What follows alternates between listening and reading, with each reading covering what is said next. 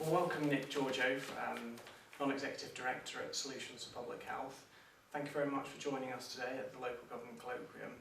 I think the first question we'd very much like your feedback on is what you see as the major challenges, but also the opportunities of public health moving into local government.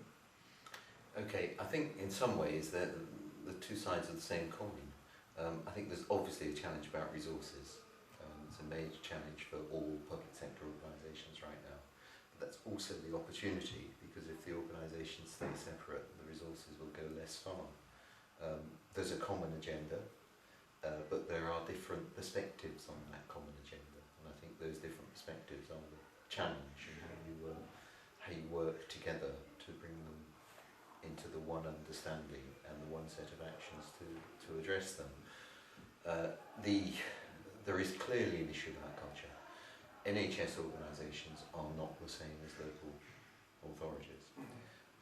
DPHs are used to working in NHS organisations. They're used to working with colleagues in local government, but they've got now not just to work with, but as part of local government. And I think that is a different role and a different set of relationships and ways of doing things. So I would group the opportunities and the challenges, as I say, together as opposite sides of the same coin.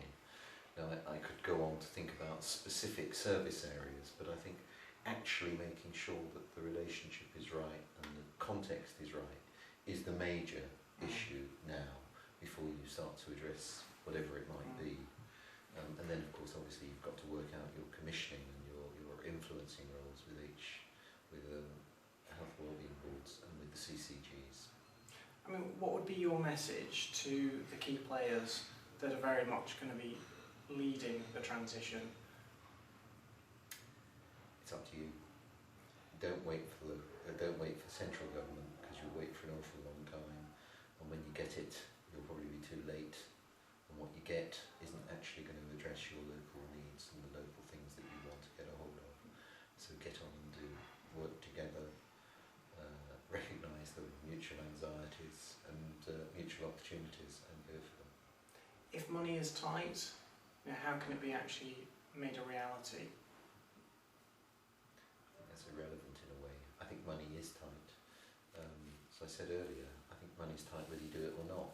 So you seek to do it in the context of what you've got.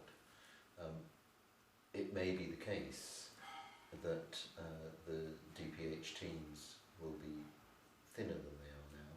It may be the case that they can't commission as much as they do now. But that isn't because of this change, that's because of the public purse. So you have to live with that and work on how you make it work in that context. There's been some great conversations today through the workshops. What new perspectives have you learned today that you might actually bring into practice in your work tomorrow? I think the recognition across the agencies of the need for somebody to get a hold of this and make sure it happens. And obviously part of getting hold of it and make sure it happens is not to just go gung-ho, but to do some thinking about, so what are the challenges and how are we going to address this? And beyond that, you have to know what the it is.